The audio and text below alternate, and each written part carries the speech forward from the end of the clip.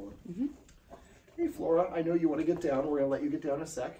This is Flora, and this is Wrigley, and this is the roadmap to success. Hey Flora. Well, there you go. There you go, sweetheart. Flora. All right. So basically, this is the roadmap to success. They're both very twitchy dogs. She much more so than him, but they both have cortisol in their blood, I'm pretty sure, which is the stress hormone. And it usually comes from, stressful situations. I think in this case, the reason they're stressed out is they think that they're in charge of their humans, but their humans don't listen to them.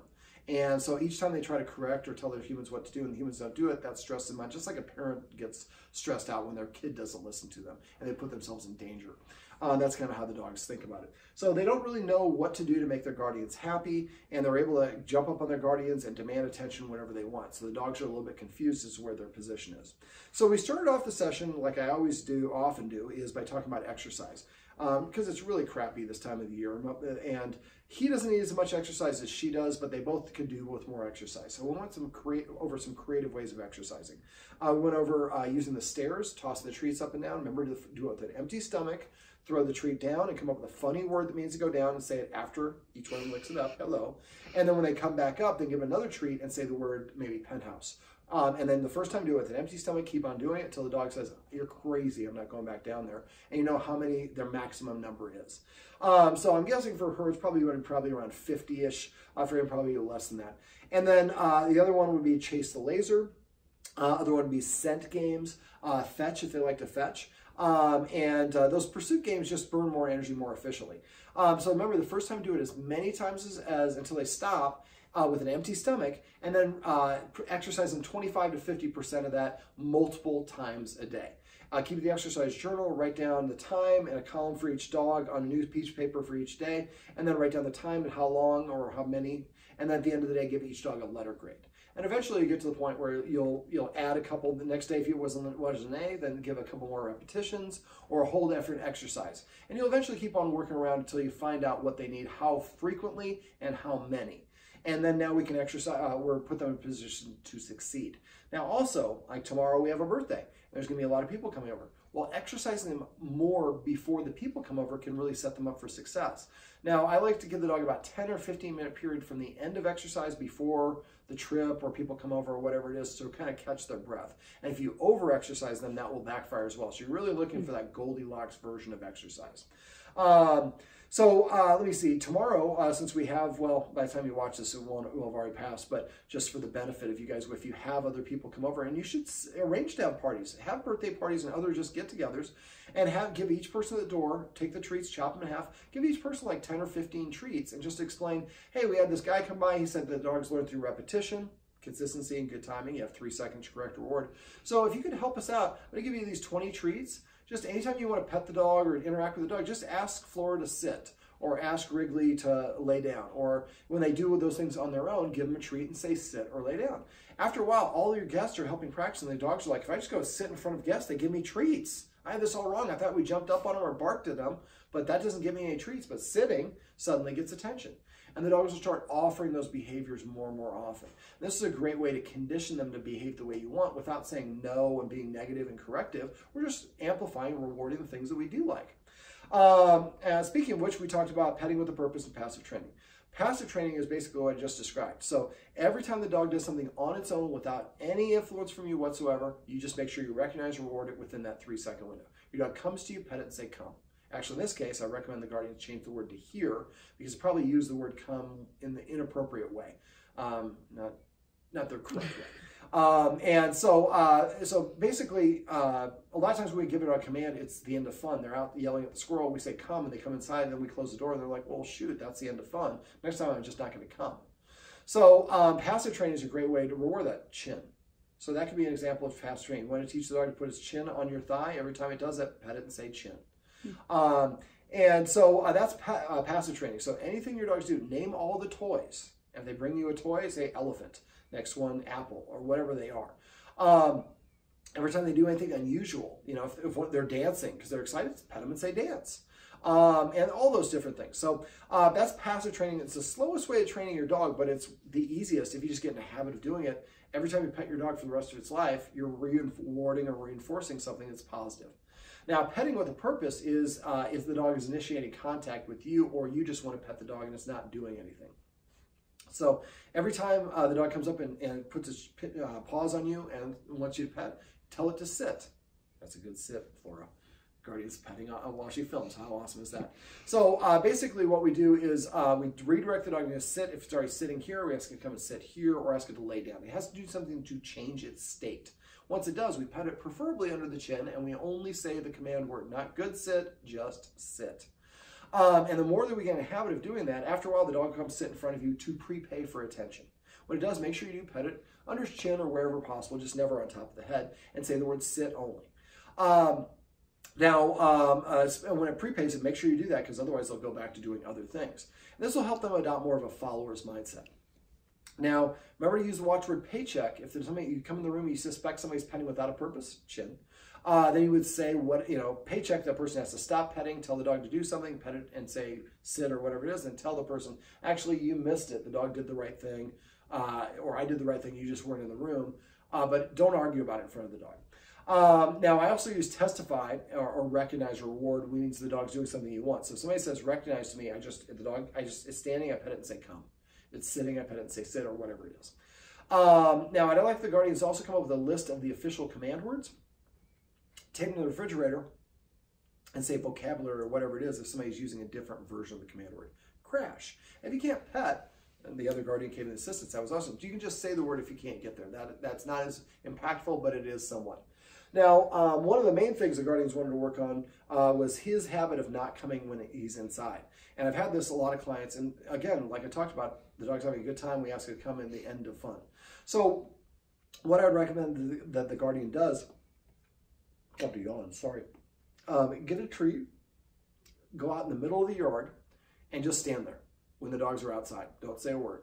When he comes over to you, give him the treat and say the word here, and then walk back inside and leave him outside. And the next time, let's say that's 25 paces, next time you go out 24 paces and wait for them to come, you'll find after about 4 or 5 times, you just come out there, they're just coming to you right away. But what we're doing is we're only going slightly less out into the yard until eventually they're coming to the door. Now, when they come to the door, I'm giving them the treat and saying come, and then let them go back to play.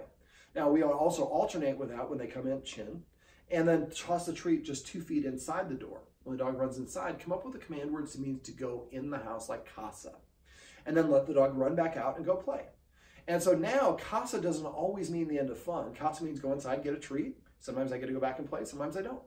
After a while, the dog, you'll be able to say casa, and the dog will run all the way inside. And we've eliminated that negative baggage.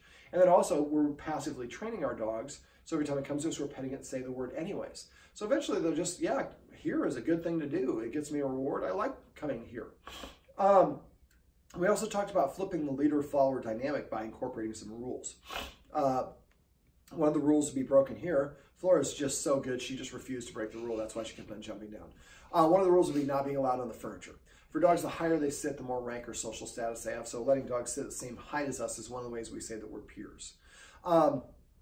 Sitting up here as the dog looks down at you. So I would not allow them, even when you do get back to the yard, to the furniture, it should be with an invitation, but never up here.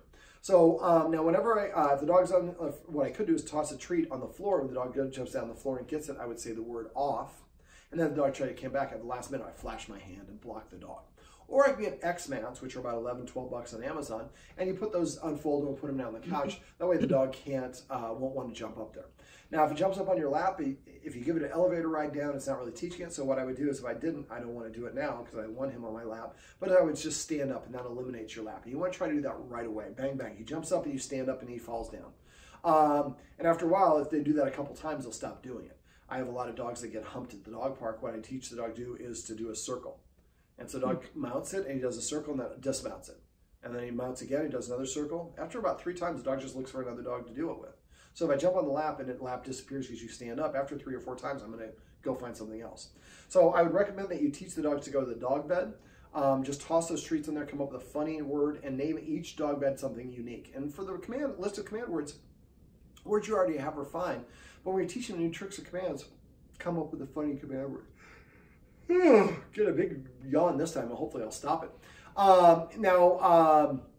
So basically some of the rules we went over: not being allowed the furniture for 30 days or as long as the problem's going on. And after that point, with an invitation and only for good behavior. You're up here and you start barking, you have to get down. You're up here and you get a drink of water, go to get a drink of water, when we come back, you need another invitation. Now, we also do like doing maintenance. The dogs like barking at things outside. Well, the window allows them the ability to see things. They practice being a guard dog, which is part of their issue. So I recommend for the downstairs, maybe look for some of that that smoky stuff you can put on the low windows that look out. So that way it doesn't completely cover it. And that way you don't have to worry about them scratching it off. And you can still see from the top part, just from their perspective, it only goes up maybe 3 feet. And so they can't see out, but we can still see out because we're taller. Let me see, we also went over or other rules: not being allowed within the kitchen when we're preparing food, not being around with the table when we're eating food, and if we're eating on something on the couch, they should not be within 7 feet of the front of the couch. Now the baby, is the baby a high chair? Mm-hmm. So what I would do is get a tablecloth or find an area where you can put tape on the ground and make that circle, and then put the baby there and then enforce not allowing the dogs to go in there. And a great way to do this is to practice, like I talked about in the video above, is I try to recreate situations the dogs fail. Well, what I would do is I would, she's awfully cute. Instead of putting the baby chair there, tape it off or put the carpet, the tablecloth or whatever it is down, and then throw a treat on there while you're standing there. Just drop a treat. The dog going to once they cross the threshold, hiss and rush at them. If they hiss first, if they don't stop, then rush at them and stop at the point of the edge. And then once they're stationary, take 1 step backwards. 2 steps really. Left foot, right foot, and pause. If the dog comes forward, hiss and rush forward at the same time. If it stays put, then take another 2 steps backwards and pause. And you get further and further away. Eventually you get outside of that circle, and then you can enforce it from while you're somewhere else. So you first teach the dog to stay outside the circle without the baby there or any of the baby's dropped food, goldfish or whatever it is. And then when you start putting the baby there, now the dog has practiced not going in there. And then what I would do is after the baby gets done, because the baby's going to start already dropping stuff to get the dogs to get it. Most babies do. And so what we do is that now, I'm going to stop doing that as a baby because I'm not being reinforced. The dog's not coming and grabbing it. Then what you do is you take the baby out and put the baby away, take the baby chair away. Then you pick up any grapes, raisins, or avocado, which are all toxic to dogs, onions as well. Maybe most babies probably don't get onions. And then you invite the dogs to come over and eat. Now I would use passive training for this. Every time they lick it up, say housekeeping. And maybe just do it 1 at a time, so you're going to create maybe breakfast and dinner, or vice versa. And so that way the dog practice it. But then every time they lick up each piece, you say housekeeping, housekeeping, housekeeping. Then when your friends are over, you can show off a little bit, and they're like, oh my God, my kid, the dogs are all around my kid when he's eating. Your kid's throwing stuff in the food. And they're like, yeah, we use doggone problems, and they taught us how to fix that. And then after that, they'll be really impressed. And then after that, you take the baby away, put the baby down, move the high chair, then come back, clean up the grapes, and then say housekeeping, and the dog's going to eat their food, and your friends will be like, oh my God, give me that guy's number. But again, we're just teaching them a skill, and we're adding structure, and helping them practice not going and get it when it gets dropped is a great way to develop some self-control, which is something both of these dogs need. Let me see. Other rules, sit at the door, maybe keep on double the length of time. And also make sure you're eating something first in 5 or more bites. Feed him next, and when he's eating, she's not allowed within 7 feet. And then when he's done, he has to leave the area. Then we invite her in, and she gets to eat, and he's not allowed to get within 7 feet. That's a big one for dogs, and it'll really help them see and respect you a little bit more. A little tip is you can actually put that on your knee, and if it gets a little heavy, there you go. Yeah. It is a steady cam, but anyways. Okay, so now I showed the Guardians, just saying because he actually physically moved in a gentle way, but the dog to get off. So I showed the Guardians a hand targeting exercise. Now I have videos for the escalating consequences, for the rules, for the door. For the door, I start off by making them sit before I open the door, and eventually I make them sit and open the door, and they can't leave until I give them the command word to go out, which is the same sort of way I would do with the casa going in, yard or something when you toss the treat to go out. Speaking of which, Flora does not like going outside. Part of it is probably she's insecure and she needs to be with, and that's why the video above is really going to be helpful for her. But also, it's so cold. And so if maybe get the booties on, remember the little tip to put the booties in the dryer for about 5 minutes and put them on. They'll be nice and warm and toasty for her. And then basically just do the same thing. Just toss a treat towards the door and inside, letting her go to the, maybe do that independent of putting the booties on. I would put the booties on probably regardless. But just having a toss and just approaching that door, getting a treat, and then walking away. And then do that again. After you do about 5 or 7 treats, and I would again put him, you can use him, I would have him in reserve, have him in somebody's lap. So if she refuses to go after a certain period of time, then you release him and he goes and gets the treats. And after a while, she's like, I better go get those treats because otherwise, Wrigley's going to come and get my loot. But eventually what we want to do is open the door when it's not a super cold day and put one, I usually put the one right outside the door, one on the, so if this is the outside, put one right here, put one on the door jamb, and then put one right here. So, and then put this one last, because otherwise the dog will come and get it and move away. And what Wrigley did then, she came and took that one. She's like, oh, well, I'm already here, I'll take that one. Oh, I'm already here, I'll take that one. And the next time you do it, 2 treats out. And if she won't go for the second treat, then put 2 of them, or 3 of them, or 5 of them. We call that a jackpot. The idea is just to go very slow, short steps. It's only another 2 inches. It's only another 2 inches. Just a little bit, just a little bit. And each time she goes a little bit further out, and then she gets to come right back inside. And when she is going outside, if it's cold, like I said, make sure you use those booties. But come up with a word that means to go outside and fresco or yard or whatever it is. And eventually you'll be able to say fresco, and she goes yes, and she bounces around, and then yes, she wants to go outside. And then you just go to her and toss touch her nose with the treat and toss it right out. That motivates her to chase it. Dogs are attracted to movement. She goes and gets it, and you say the word yard, and then and after a while she'll get further and further out. And you could also breadcrumb and put more and more treats out there, so she goes further and further away. Now, the video above talked about tips for separation anxiety as well to teach her how to stay. So once we teach her how to stay, she's going to start getting more confident about a lot of things. And that's going to help her practice and feel, the world doesn't end when I'm not in the bathroom watching her pee, or when I'm not in the watching him get dressed or whatever it is. And so the idea is more and more. Now, right now she's climbing up on getting her guardian, and her guardian's just ignoring. What we teach her in puppy class is the dog jumps up on you, as I usually just go like this. I cross my arms, and I look up and I hold still and I become boring. When the dog gets down, then I pet the dog and say we're off, or sit right there. And so what we're saying, because when they jump up on us, we pet them, we're saying, yes, jumping up on me is a way to ask for attention. And then they're going to do it for everybody, and we have little kids in the house, that's going to end up bad. And so instead, what we're teaching them to do is sitting. As soon as I sit, then they're petting me like crazy. As soon as I jump up on them, they ignore me. So I do this, I call this light switch on, light switch off. Light switch on is engaging the dog, looking at the dog, petting at the dog, talking to it, giving it a treat. Light switch off is disengaging. Like if you're petting your dog and your dog puts its paw on your arm, that's a domination move. Immediately stop petting. As soon as the dog's, you're petting the dog, starts barking, stop petting. That's half of how we communicate with dogs, and that's the half that most people never utilize. I don't like saying no. I like saying no through consequences and actions. So I'm not saying no, but I really like you petting me, and as soon as I jump up on you, you stop petting me. Well, after enough repetition, the dog's like, I'm just going to keep my butt on the floor, and the petting will continue.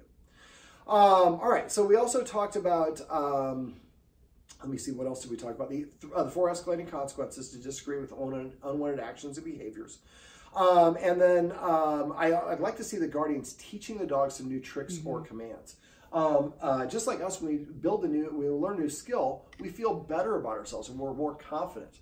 And so every time that what I'd like the guardians to do is take turns. So 1 week, guardian A teaches both dogs and teach them separately how to roll over. And then all week long, every time you're going to want to go out or put my food down or whatever it is, I'm going to ask you to roll over. And then the next week, we do it for both dogs all week long. Then the next week, there we go. That's too early. He's doing a targeting exercise, which is a little bit too early. When you're teaching him, make sure that they've really got it before you start trying to use it. Otherwise, they're like, whatever. That would be a good passive training. So basically, what was I just saying? About the... training. Yeah. So go to YouTube, look for easy dog training. Doesn't have to be hard. I mean, one of the things I do is teach the dog to go around in a circle. I call it a hurricane. And that's a simple one. You just say hurricane, the dog does a circle, and you've redirected them from focusing on the goldfish that baby is dropping off on the high chair or whatever it is. And then the next week, the next guardian teaches a trick or command separately for each dog. And we practice the heck out of it all week long. And each guardian does that with 4 different commands. Well, then basically, now the dogs know over that threshold of 10 commands, they're going to feel more confident. Now, what I'd like you guys to do is really focus on this for the first month, focus on all the other stuff, because I'm throwing a lot of changes at you. It's going to take you about a month for your neural pathways to start locking in and getting in a habit of doing that. But once you do, What I usually recommend for my guardian is friendly. So when she does that, say friendly. And I would get the dog bed, and like I said, throw the treats on it, get them hanging out together. That's a nice interaction. We like them seeing them doing that. And then basically, once we've taught them those nutrition commands, that confidence level is going to really help, and they're going to have more respect for the humans as authority figures, because they're the ones that were involved in teaching them those. So again, look, and if your dog is not picking something up, look for a different way of training it a different way. Now, Flora has very loose dew claws, so I talked to the guardians about probably just talking to the vet about removing those. I just see them get caught and ripped, and then all sorts of more problems come in, and they're really floppy. So when she was quivering, they were shaking, so that means it's really detached. So those are usually a pretty easy surgery. I love how you're hanging out with her. Remember to not pet her or him when they're scared or excited or nervous or anxious or any unbalanced state of mind. And when they are nice and relaxed, that's a good time to pet them and say zen or chill or whatever the word is. Now, if he's trying to stick his chin over her back, that's a little bit of domination. You see them in the, yeah. Now, that's a play bow. So again, that'd be great ways to, just bow. And, chin, well, I mean, I wouldn't necessarily, the chinning over the back is coming sometimes a domination with Flora. Come. But if she comes and jumps up on me and I pet her, then I'm reinforcing jumping up on me. Or if I'm petting her, you see her tail has a little bit of a curve to it. If it starts bending between her legs, not folding up phallically, but just bending back in there, that would be a time where I don't want to touch, but not amplify it by petting. And eventually you get to the point where you'll read the dog's body language and you'll know kind of what to do. But the idea is, so that was the cortisol. He touched her in her nether regions and she just got startled and moved away. As you, in about a month, you should start noticing that their twitchiness is not pretty much there. That's when you want to start teaching them nutrition commands. I would recommend that you guys mark down at the end of February to come back and watch this video. And the other one you'll probably watch a little bit more often, but this one's going to summarize all the little things we went over. And so my clients that get the best response are the one that follow up and watch it about a month later. You can do it anytime you want. She's trying to get both of them in there. That's all right. Flora. Just the more things that we do to reward our dogs for those desired behaviors, the more they're going to start offering those behaviors. All right, now, if you have any questions or anything that stops working, and that will be the case, eventually it stops working, people like freak out, they're like, oh my God, it wore off, it's not working anymore. Come on, Flora, you can get it. And they panic, call me in a panic. She just remembered the way that it used to be, and she's going to try to go back to it. So just stay with the course. There we go, Flora. Come. And eventually she'll get better. They'll go back to doing it the way that you want them to do it, and then it just becomes a habit, and they'll just get in the habit of doing it. That's all right. We have kids in the house. That's all right. Very kid friendly. All right. So now, if you have any questions or things stop working, please don't hesitate to call me. The sooner you call me, the faster the solution is. The longer you take, sometimes that means we might need an extra follow-up session. Flora. And I like using this hand motion. We'll use the actual treat. We don't want to fool you too many times. But I like using this hand motion to put a dog into a sit. Sit. And then I tickle under the chin.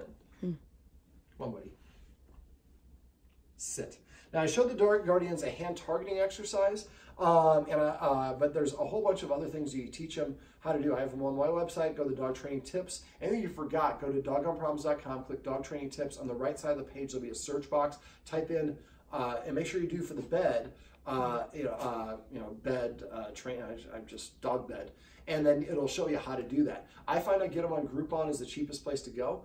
I make sure they're light gray, light cream, or a white color. And I prefer the ones that are like a sofa cushion that don't have like a lot of like little crevices, because you want to throw the treat on there, as I talked about in the other video and I talked about off camera. And if it goes in the crevice, then they won't be able to see it. That's why I want the light color. Treat, and they go right for it. And then you say Jamaica or whatever the word is for the dog bed. All right, well, I think that's pretty much going to wrap it up for this one.